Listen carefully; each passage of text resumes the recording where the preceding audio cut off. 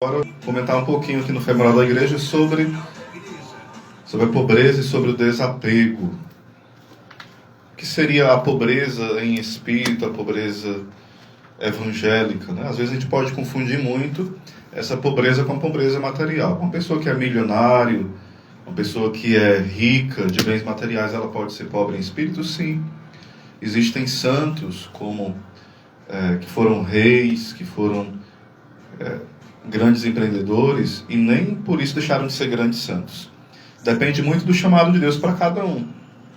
Quando existe o apego aos bens, às vezes a pessoa pode ser apegado aos seus milhões de dólares, mas ela pode ser apegada também à sua chinela emendada com arame. Ambos estão sendo ricos, no sentido que são apegados aos bens que passam. Então, o grande problema não é ter os bens, é os bens nos terem, nos possuírem. Uma coisa é você se saber administrador dos bens que Deus te deu. Outra coisa é você começar a tratar esses bens como mamon.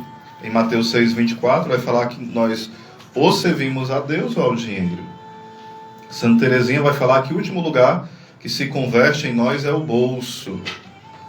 E muitas vezes a gente tem um bolso muito apegado, né? Um bolso muito apegado à mentalidade materialista. Oséias, mas a gente tem que ser alguém desorganizado? Claro que não. Salve Maria, o nosso amigo aí, Tiago, um grande abraço. A gente precisa ter claro que os bens são dons do Senhor. E a gente ganhando de forma honesta, também ajudando aqueles que precisam. Quem tem muitos bens tem muita responsabilidade em ajudar os outros. Ou seja, tem a oportunidade de ser mais caridoso ainda, né? Arrumando emprego, ajudando com esmola os pobres. Ou seja, o dinheiro pode ser uma oportunidade também de santificação para a pessoa, como pode ser uma oportunidade de perdição. São Francisco de Assis chamava o dinheiro de cocô do diabo. Mas por quê? O apego ao dinheiro, não é o dinheiro pelo dinheiro. Como falava Santa Teresa de Ávila, eu sozinha não sou nada, né? E o dinheiro também ainda continuamos sendo nada, mas o dinheiro e Deus somos uma potência, né? Ou seja, podemos fazer qualquer coisa. Seja Deus ali na soma dos nossos bens materiais, na soma da vida com os nossos parentes.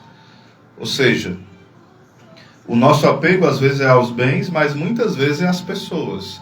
Nós devemos amar as pessoas, nunca depender afetivamente delas. Porque às vezes a gente pode idolatrar alguém, um pai, uma mãe, um irmão. Uma coisa é amar a ponto de dar a vida por essa pessoa. Outra coisa é nós termos um apego tão desordenado que nós colocamos essa pessoa acima dos bens espirituais e acima do próprio Deus, que nos dá os bens espirituais. Então, a nossa família é um dom de Deus. Ela não está aí para competir com Deus. Pelo contrário, ela existe para nos levar mais para o céu. E nós existimos para ajudar a nossa família a se santificar. Então, ter cuidado, porque muitas vezes nós temos uma ideia equivocada. Ou aquela ideia da teologia da prosperidade, se aproximar de Deus e dar o dízimo, as ofertas, só para que Deus devolva mais em dobro, ou em cêntuplo, né? Como se Deus fosse um banco. Mas nós podemos também ter uma visão errada de que é pecado você querer ter uma casa razoavelmente boa, um carro, coisas boas. Não há problema nenhum. O problema é quando você coloca o seu coração, a sua vida, em vista disso e perde a paz por conta disso. Então, é o equilíbrio. Se você é um leigo, né, e vive na vida secular, você, quando falo secular, no século, né, neste tempo, você não vive em uma ordem religiosa e tudo mais. Você deve viver de forma equilibrada a administração dos seus bens. Nem gastar excessivamente, nem guardar excessivamente. Um equilíbrio das coisas. Então, um coração desapegado, ele consegue alçar livre voo na vida espiritual. Já um coração apegado, vai falar aos santos que é como um sapo. sempre apegado à terra, à lama, às coisas que passam. E no dia da morte, a pessoa vai ter uma grande dificuldade, porque ela vai pensar nos bens materiais. É uma das coisas que no dia da nossa morte vai pesar muito. É o apego excessivo aos parentes e o apego excessivo aos bens materiais. Isso pode gerar no coração da pessoa um desespero na hora da morte, quando a pessoa é muito apegada.